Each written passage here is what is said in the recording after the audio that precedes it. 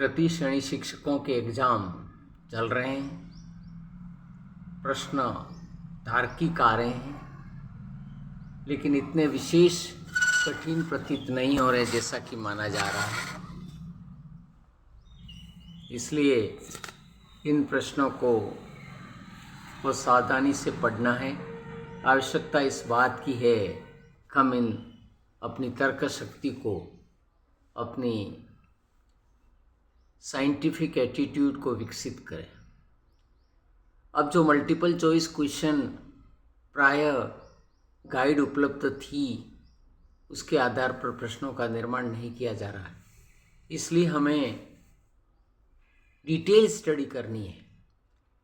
ABCD और पांचवा जो है अनअटेम्प्टेड आंसर है,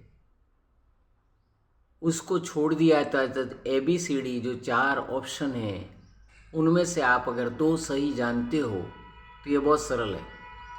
लेकिन कभी कभी 2 के बजाय 3 की परीक्षा होती है, यानी कुल मिला के 5 में से 2 या 3 का जो विकल्प है वो आना चाहिए।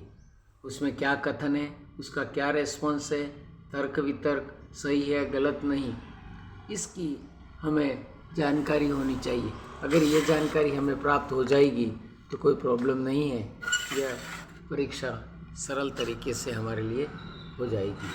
लेकिन आवश्यकता इस बात की है कि हम इसको निरंतर कोशिश करते रहें। अब गाइडें आपके लिए इतनी उपयोगी साबित नहीं हो पा रही हैं, इसलिए हमें पाठ्य पुस्तकों पर ज़्यादा ध्यान देना है, टेक्स्ट बुक पर। दूसरा, प्रतिदिन के न्यूज़ पेपरों का अध्ययन करना है।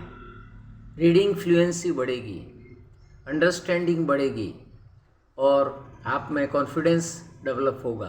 अगर ये चीज़ें आप में आ गई तो परीक्षा आपके लिए सरल हो जाएगी। दूसरा, ऐसा नहीं है कि भर्तियाँ कम ही निकलती रहेगी, बम्पर ड्रॉ भी आ सकता है।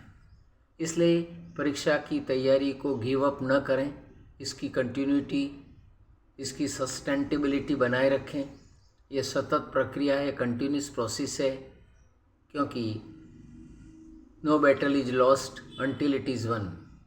ये लाइफ एक टाइम का परीक्षा या रिजल्ट कोई लाइफलाइन नहीं है, ये कोई लक्ष्मण रेखा नहीं है। इसको हम क्रॉस कर सकते हैं, पार कर सकते हैं और हम अपने उद्देश्य को प्राप्त कर सकते हैं। आवश्यकता इस बात की है हम पाठ्य पुस्तकों को संग्रहित कर उसका उपयोग करें। अभी गाइड और टेक्स्ट बुक में काफ़ी विभिन्नता पाई जा रही है, इसलिए आप पाठ्य पुस्तकों को स्थान देवें अपने पाठ्यक्रम में, अपनी पढ़ाई में। दूसरी समस्या ये आ रही है कि आपकी जो तैयारियां थी वो पूर्ण रूप से डिटेल या डीप स्टडी नहीं थी, आपका इंटेंसिव स्टडी नहीं है। अगर आपकी गहन अध्ययन नहीं है तो आपको उसमें सफलता नहीं मिलेगी, क्योंकि प्रश्न का लेवल काफ़ी ऊंचा आ रहा है, बारीक पूछा जा रहा है, सारी जानकारियाँ पूछी जा रही हैं। लेकिन कुछ बालक फिर भी जल्दीबाजी में गलतियाँ कर रहे हैं, जिनमें हम सुधार कर सकते हैं। लेकिन ये एक सतत प्रक्रिया है, कोई भरोसे न रहे कि वैकेंसी निकलने के पश्चात मैं तैयारी करूँगा, यह बिल्कुल संभव नहीं है। ये तभी संभव है जब हम सतत कंटिन्यूस लर्निंग अधिगम को जारी रखेंगे।